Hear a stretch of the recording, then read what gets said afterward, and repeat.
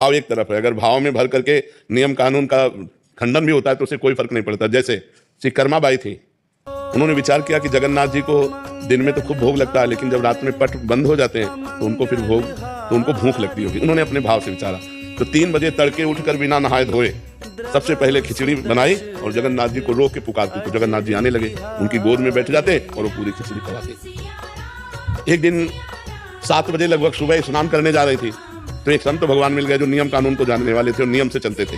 उनका कर्माबाई स्नान करने जा रहे हो? बोले क्या, किस प्रकार की तुम भक्त हो कि सूर्य उदय हो गया अब स्नान करने जा रहे हो? अरे भक्त तो तड़के स्नान करते हैं। तो उनका तड़के तो ठाकुर जी का भोग बनाते हैं। अरे राम राम, कितना बड़ा अपराध करते हो, बिना स्नान किए बिना पवित्र हुए भोग बना के ठाकुर जी को, ये तो अपराध है। अब उन्होंने दूसरे दिन पहले स्नान और सब दिनचर्या की और भोग बनाया और बुलाया, तो जी ही एक कवल पवाया, तो वहाँ पर्दा मंदिर काटने को ठाकुर जी अंतर ध्यान हो गए, चले गए।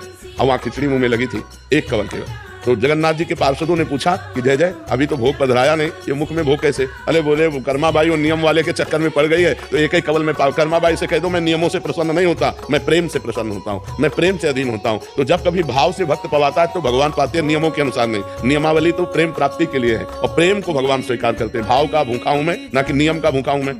भगवान ने क्या कहा? भाव का भूखा हूं मैं और भाव ही एक सार है। भाव से मुझको बजे तो भाव से बेड़ा पार है। भाव बिन सुनी पुकारे मैं कभी सुनता नहीं। भाव पूरी तेर ही करती मुझे लाचार है। भगवान को लाचार कर दे वो भाव। तो भाव की प्राप्ति होती है जब संयम नियम पूर्वक भजन करता चला जाए, लेकिन सेवा में प्रधानता भाव की होनी चाहिए, नियम की नहीं। इसके बाद ये चढ़ना, इसके बाद ये चढ़ना, एक नियम की तरह पूरा हो गया, भाव तुम्हारा बना नहीं। अगर खूब उत्साह है अंदर, जैसे अपने छोटे लाडले बच्चे को पवाना है, रोटी दाल सब्जी खीर पुआ जो भी बनाए और बड़े भाव से गए तो भगवान उसे प्राप्त पाते हैं। बोले भगवान कहते हैं पत्रम पुष्पम फलम तोयम ये में भक्ता प्रेक्षति। एक टुल्लू जल, एक तुलसी दल, एक फल या एक फूल भाव से मुझे समर्पित कर दिया जाए तो मैं उसे खा लेता हूँ।